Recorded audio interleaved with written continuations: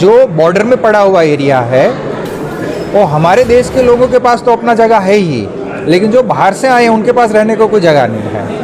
तो मेनली वही लोग हैं जो हमारी ज़मीनों को दखल करते हैं। বরাক উপত্যকার বহু চা বাগানের জমি অবৈধ বাংলাদেশিদের দখলে, বিশেষ করে বন্ধ হয়ে থাকা বাগানগুলি দখল করে নিয়েছে অবৈধ বাংলাদেশিরা। বিষয়টি নিয়ে উদ্বিগ্ন বরাকের চা বাগান কর্তৃপক্ষ। শনিবার সুরমাভ্যালি ব্রাঞ্চ ইন্ডিয়ান টি অ্যাসোসিয়েশনের ১৩২তম বার্ষিক সাধারণ সভায় বক্তব্য রাখতে গিয়ে এ মন্তব্য করে সুরমাভ্যালি ব্রাঞ্চের চেয়ারম্যান ঈশ্বর ভাই ওবাদিয়া। তিনি বলেন, প্রতিটি চা বাগানের ভূমি যথেষ্ট পরিমাণের থাকে, আর সেই সুযোগ নিয়ে অবৈধ বাংলাদেশিদের এ ধরনের কার্যকলাপে উদ্বিগ্ন বাগান কর্তৃপক্ষরা। কিন্তু প্রশাসনের কাছ থেকে যে ধরনের সহযোগিতা পাওয়ার কথা তার বিপরীত পরিস্থিতি দেখা যাচ্ছে বলে জানালেন উবাড়িয়া। चाय बागान का बहुत वास्ट एरिया है और चारों ओर सब बाहर वाले, मतलब बहुत सारे बांग्लादेश से एंक्रोचमेंट है। आप लोग को तो मालूम है बराक वैली पूरा बांग्लादेशियों से भरती है, तो हमारी चारों ओर बॉर्डर में ये लोग बैठे हुए हैं।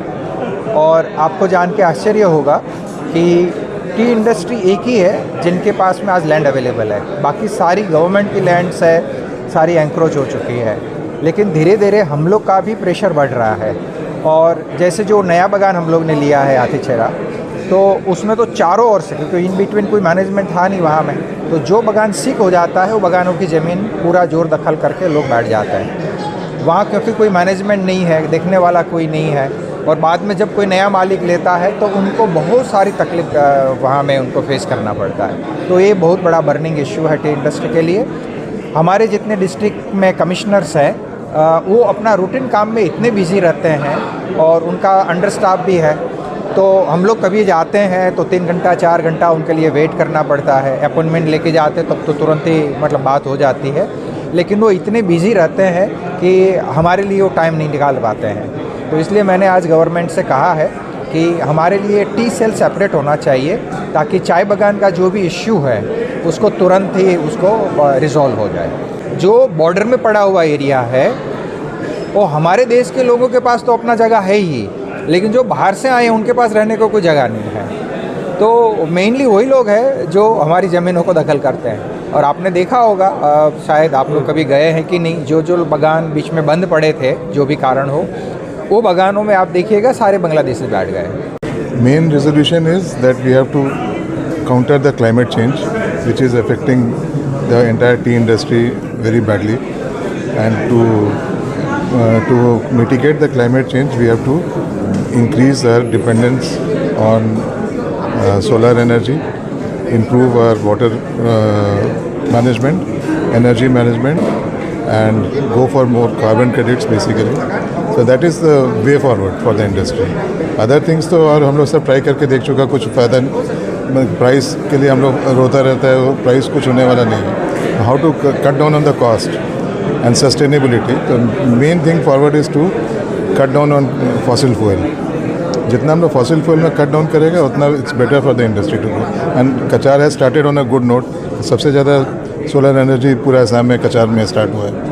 ये प्रॉब्लम सुधारने के लिए हम बोला है अपना ब्रांच में आदमी लोग को to talk with APDCL high rank officials, and जितना हो सके डायरेक्ट एक लाइन होता है जो डायरेक्ट बागान को लाइन जाता है, डेडिकेटेड लाइन जिसको बोला जाता है। तो अगर डेडिकेटेड लाइन दे दें हम लोग, थोड़ा सा पावर टैरिफ ज़्यादा देने में भी नहीं हिचकिचाएगा। सपोजिंग हमारा बागान में डायरेक्ट लाइन आ रहा है विदाउट एनी इंटरप्शन, तो I will not mind to pay more slightly if the government can do that kind of thing, but nothing like it. ऐसा हुआ है वेस्ट बंगाल में, डेडिकेटेड लाइन सब दिया हुआ है गार्डन सबको, तो उसमें 100% पावर रहता है। थोड़ा कॉस्ट ज़्यादा रहता है बट उसमें हम लोग का बहुत फ़ायदा रहता है, इंटरप्शन नहीं होता है।